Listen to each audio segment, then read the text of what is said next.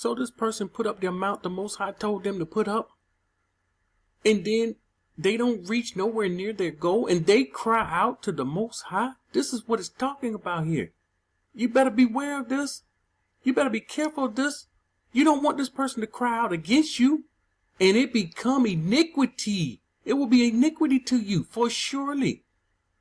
It says, you shall surely give to him, and your heart shall not be grieved. We shouldn't be grieved. It should feel good. If you're righteous, it feels good to help people.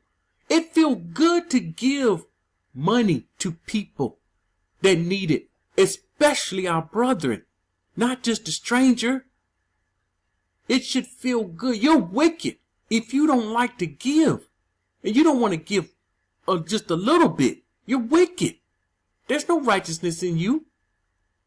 So you grieve when you give to him, because for this thing, Yahuah, your Elohim, will barak you in all your work. You see, we have his word. This is the right way of giving. And what they taught us in Christianity, once again, was completely wrong. Give to the church and we're going to reap back the money. Give to the church, you're giving to the Most High. You was giving, listen, we was giving to God. He's the mighty one of fortune. And they was making a fortune off of the poor people. So he barak you in your work. See, in your works. People don't think you have works. When you give, this is your works. Make sure you understand your works. These wicked Babylonian teachers trying to say just because people are not doing such and such, they're not in the street, they don't have works. The scripture doesn't say, oh, you have to be in the street. This is the only works you have. There are many works. What are you talking about? Keeping Torah is your work. Ministering the word to people is your work, no matter who it is. And they think you have to be in the street. They think that's the work. And in all to which you put your hand. For the poor will never cease from the land. The poor will never cease. Therefore I command you, saying, you shall open. Here you're going to say it again. When you don't get it the first time, the Most High will say it again. You shall open your hand wide to your brother, to your poor, to your poor and needy in your land. In your land. This is how we are meant to operate in the land. All right, as the video was loading, the Most High said, okay, I'm not putting the context together here. So let me put the context together. When this message, give to the poor, don't rob them. When you refuse to give to the poor, this is part of robbing them. This is part of robbing. You're robbing them. Because according to scripture, it's due to them. You said, well, I'm poor too. Well, we help each other out. We help each other out with whatever we can. It's a mandate. These people that have these vineyards, reaping all the grapes, they have farm, they have crops in their fields. The produce comes in, they reap all the produce, they don't leave the corners, they're robbing the poor. This is how they're robbing the poor. And the Most High frowning on this mess. And since no one can teach giving, these Babylonian teachers, they're not qualified to teach this message. I hate to say it, because the Most High is not dealing with them. They're caught up on R. Kelly. They're caught up on R. Kelly and Michael Jackson. He's dead and gone. This is what they're caught up in. They're caught up in all these, they're caught up in the things of the world. Then when something they don't like and someone else says something about it, they call it a distraction. But here they're putting out stuff about R. Kelly. They're making videos, let me say, them Babylonian teachers are making videos about R. Kelly. R. Kelly is in their title. The whole video is about R. Kelly. They're making videos about Michael Jackson and Prince. And the list goes on and on and on. These people are not righteous. There's our Shabbat class we just had. There was a man that's known. And I brought him out in the class, and I'm probably going to do it. My wife said, you have to do a video about this. And I said, yeah, you're right. Our people need to understand this. Our people need to understand it. But it won't be like this video will not be like a R. Kelly. This video has to do with someone that was building a relationship with the Most High. And there are some things you must see, and there are some things you have to understand. But our Babylonian teachers, they're robbing the poor. When they reap in their fields, they're robbing the poor. When you don't give, you're robbing the poor. So he said to make sure you understand the context of this message and how you're robbing the poor. Not just them giving you money, you withholding from them. You're robbing the poor. I said, okay, I hear you. These 15-minute videos, I have to wait and download them to my computer, and then start all over again. It's a process. And when I do this, the Most High be talking to me. Psalms 37:14. The wicked have drawn a sword. This is the wicked. He's drawn a sword. You know who he wants to kill. And have bent their bow. We know who the wicked is. To cast down the poor and the needy. His fight is against the poor and the needy. To slay those who are of upright conduct. And this is what that video was about.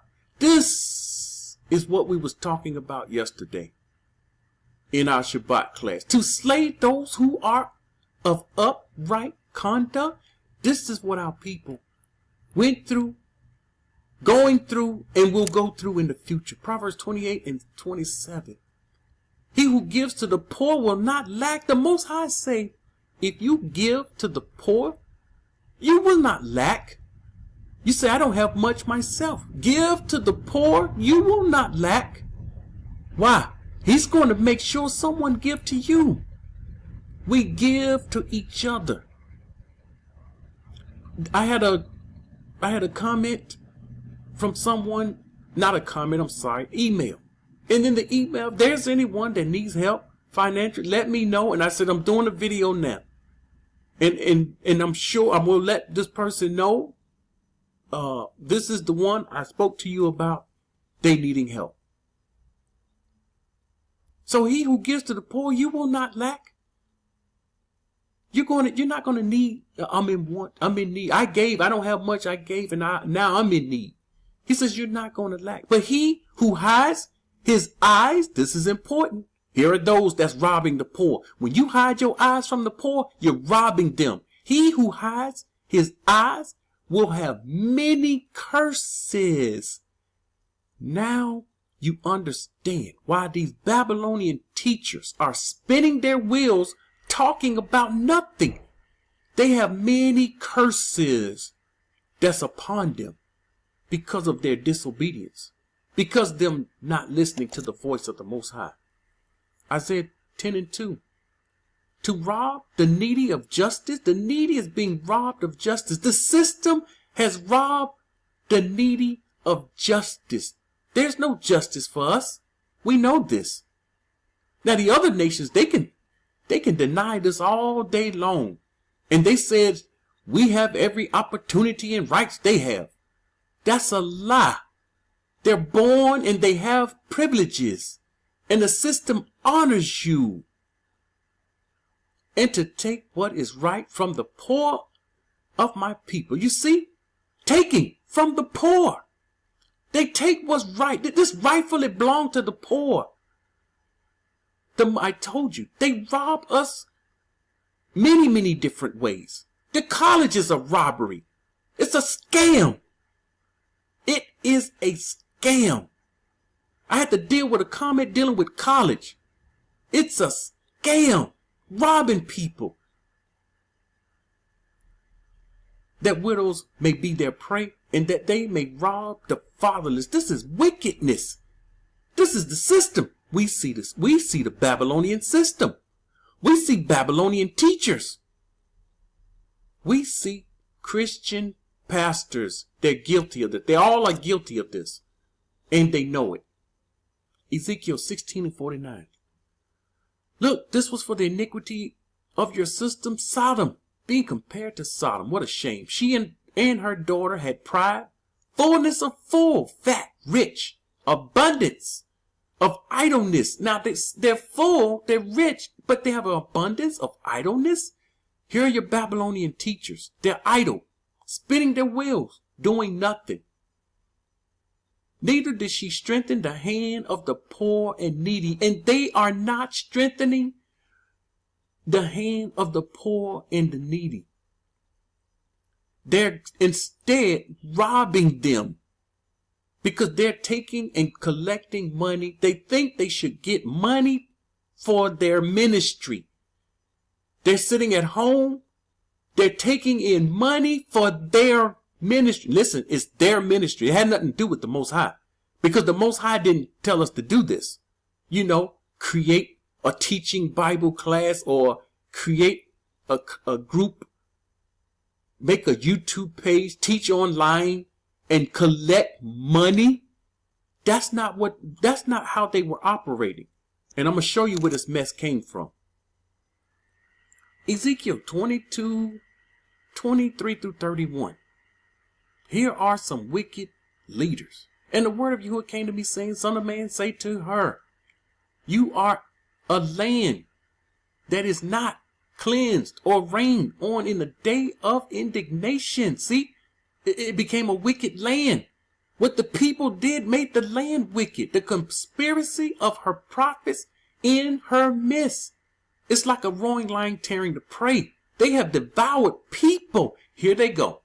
Here are the rich devouring the people in the land, not doing what the Torah say, not doing what we just saw in Torah, taking care, giving to the poor and not robbing them. They're doing the opposite. They're working the law. This is what they're doing, working the law reversal. The Most High say, give to the poor, don't rob them. They do the opposite. And have taken treasures and precious things. You see? Taken treasures and precious things. They have made many widows in her midst, killing men.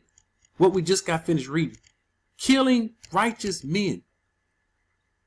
Her priests violated my Torah and profaned my Kadash things.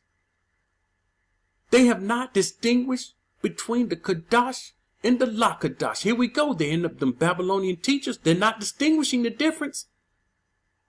That old video I did, someone put a comment in there just a couple of days ago. What horn are you talking about? He doesn't know the horn because Babylonian teachers are not making a difference between the clean and the unclean. Between the Kadash and the Lakadash. Nor have they made known the difference between the unclean and the clean. And they have hidden their eyes from my Shabbats. Wait a minute. We have to be careful. We have to be very careful not to hide our eyes from his Shabbats. What is wrong with us? When we flee on the Shabbat, when we try to do business on the Shabbat, and I understand, I get it. My hand is on my head if you could see me. My hand is on my head. I understand. You're drunk when you come out of Babylon, but we can't hide his eyes. We can't hide our eyes from his Shabbats. We must keep his Shabbat. I don't care what it is. We have to stop. This family, we stop. And I'm helping others. And the Shabbat coming, I'm supposed to keep going? No, I have to tell them, I stop. I stop here. It's rest time. We pick back up. We have 6 days. We'll pick back up. I don't mind helping you. But I'm not helping you on the Shabbat. I stop. We can have a conversation, not business, but I have to stop on the Shabbat. If you don't stop, and you hide your eyes from his Shabbat, don't you know curses will fall on you? We're already going to have trials and tribulations. Yours will become greater. See, we cause more trials and tribulations, more heartache and pain for ourselves for doing things we have no business doing. And being around people we have no business being around. Make sure you know the people that you go around. Don't just go around anyone. You have to know someone before you can start going around someone. You can't just go around a stranger. We have to be very, very careful. So that I am profane among them. When you hide your eyes from the Shabbat, we're profaning. This is awfully wicked, and we should know by now. We shouldn't do this. We should honor the Shabbat and keep it.